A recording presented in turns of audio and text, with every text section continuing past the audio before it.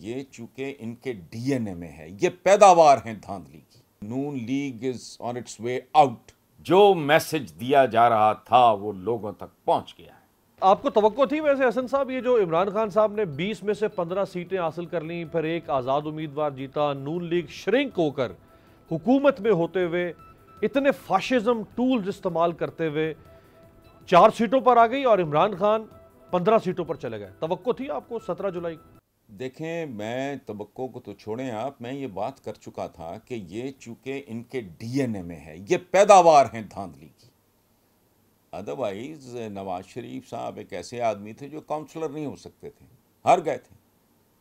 ये बहुत बड़ी वारदात की पैदावार थे और फिर इन्होंने बेशुमार किस्म की वारदातों में स्पेशलाइज किया।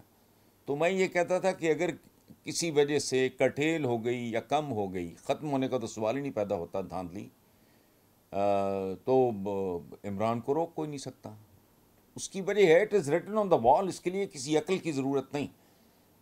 अक्ल वहाँ अप्लाई करनी पड़ती है जहाँ बंदे को ये एवेल्यूएट करना पड़े कि भाई ये किस हद तक धांधली कर सकेंगे।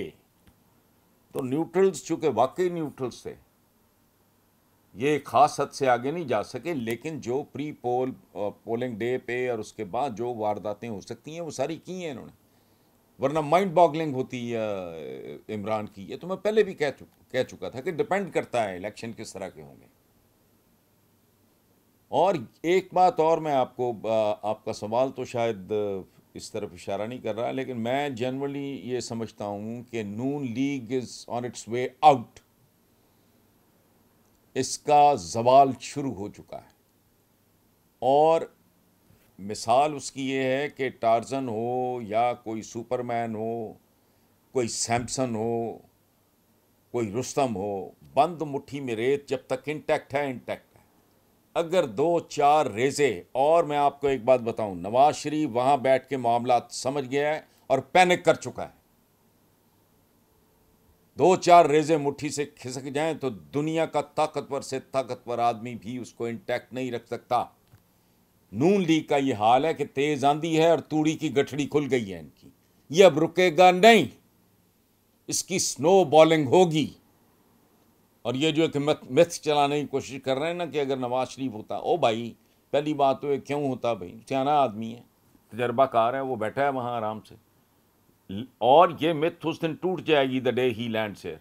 देख लेना आप, कोई फर्क नहीं पड़ेगा। जो मैसेज दिया जा रहा था वो लोगों तक पहुंच गया है।